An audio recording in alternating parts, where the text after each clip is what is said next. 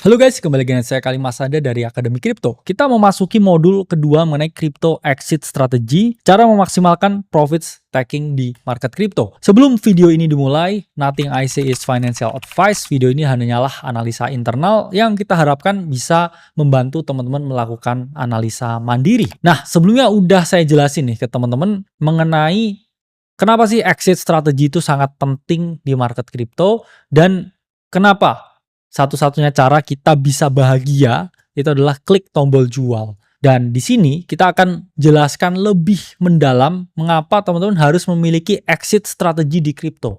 Jawabannya adalah market kripto, Bitcoin itu memiliki suatu siklus.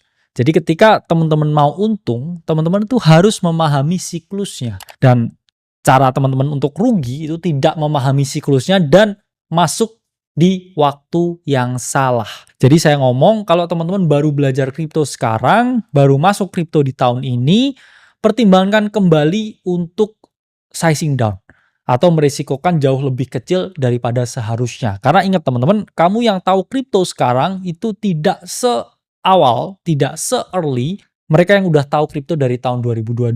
Yes, market ini masih mungkin mengalami kenaikan, tapi masih mungkin juga dia mengalami atau mulai mengalami yang namanya penurunan. Jadi untuk kalian yang baru masuk kripto di tahun ini, bahkan untuk membeli Bitcoin pun, saya bilang di sini harus mulai hati-hati. Oke? Sama seperti musim, entah itu musim penghujan, musim panas, ada juga ya musim panen, ya, kemudian musim tanam padi.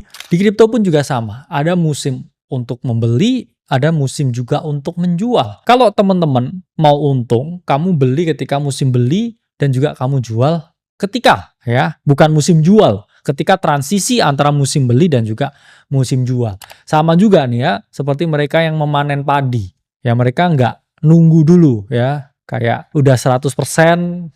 Oke, misalkan kayak cuacanya bagus dan hasil padinya bagus, tapi sebelum cuacanya bagus dan hasilnya bagus, mereka udah nyiapin dulu alatnya, kemudian punya planning, oke, kita akan melakukan trimming ya, atau aset-aset yang kita bersihin ya, kita panen supaya kita bisa memperoleh keuntungan. Jadi menanam modal, entah itu di pasar modal, itu di kripto, bahkan menanam padi juga, itu harus tahu teman-teman, harus dipetik ya. Kalau kamu nggak merealisasikan keuntunganmu itu akan hilang. Ingat ya teman-teman, akan hilang. Teman-teman harus paham fase bull market dan juga fase bear market.